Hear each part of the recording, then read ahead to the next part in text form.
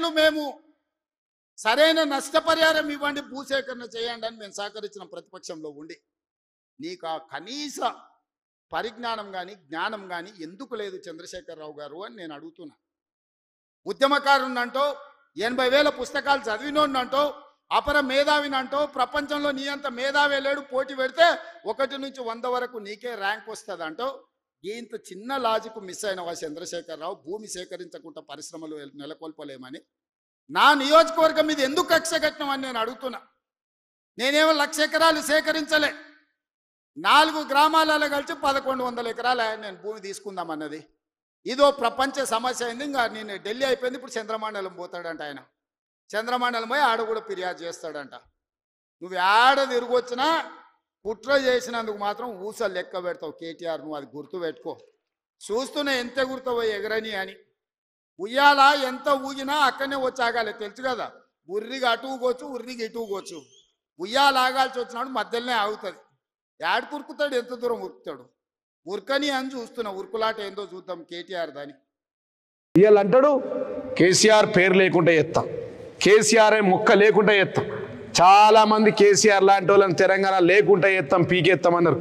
పీకెత్తాం లేకుండా వాళ్ళే పీక్కొని పోయి నుంచి కేసీఆర్ని పీక్తా అన్నోడు, తెలంగాణతో గోక్కున్నోడు, కేసీఆర్తో పెట్టుకున్నోడు ఎవడు మిగలలే ఈ రాష్ట్రంలో. కేసీఆర్ అనే మొక్కను పీకేస్తా. కేసీఆర్ అనే మొక్క కాదు, అది ఒక వటా వృక్షం.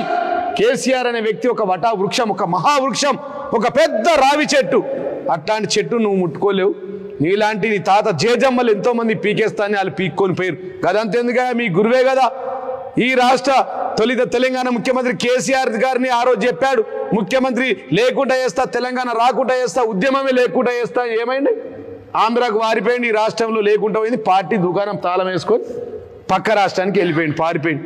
దాని తర్వాత వైఎస్ రాజశేఖర రెడ్డి గారు అన్నారు, కేసీఆర్ని లేకుండా చేస్తా, కేసీఆర్ని ఈ రాష్ట్రంలో పీకేస్తాడు.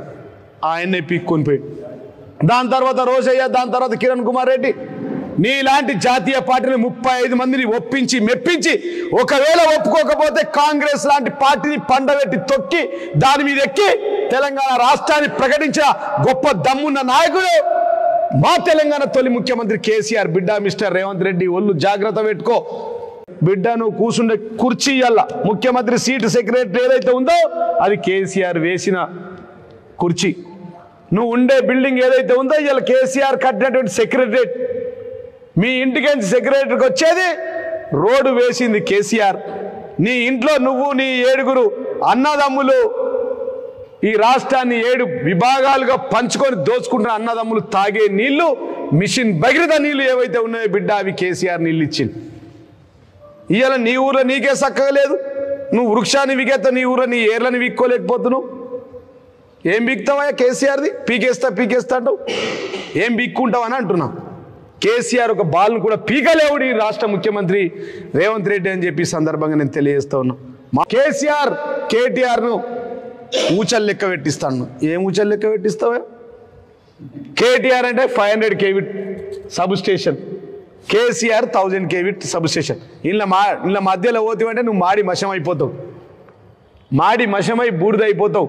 వీళ్ళిద్దరిని టచ్ చేస్తే తెలంగాణ అగ్నిగుండంగా మారుతుందని చెప్పి రాష్ట్ర ముఖ్యమంత్రికి నేను తెలియజేస్తూ ఉన్నా. ఏదో యాక్సిడెంటల్గా ముఖ్యమంత్రి అయినావు, 2 ఏళ్ళు పరిపాలన చేసుకొని పోవాయంటే పొద్దున లేచి కేసీఆర్ అనే వ్యక్తిని లేకుండా చేస్తా, ఆ మొక్కను తొలగిస్తాను. ఒక వటా వృక్షం, ఒక మహావృక్షం, ఒక రావి వృక్షం కేసీఆర్ అని చెప్పి ఆ రావి వృక్షంపై, ఆ వటా వృక్షంపై నీలాంటి చాలా మంది రవ్వంత రెడ్డిలు పిట్టెల్లాగా వాళ్తారు, కొమ్మల మీద వెళ్ళిపోతారు. 35 జాతీయ పార్టీని దేశంలో ఒప్పించి మెప్పించి నీలాంటి జాతీయ పార్టీని ఎక్కి తొక్కి తెలంగాణ తెచ్చిన దమ్మున్న తెలంగాణ తొలి ముఖ్యమంత్రి కేసీఆర్ అని చెప్పి రేవంత్ రెడ్డి గారికి నేను చెప్తా ఉన్నా.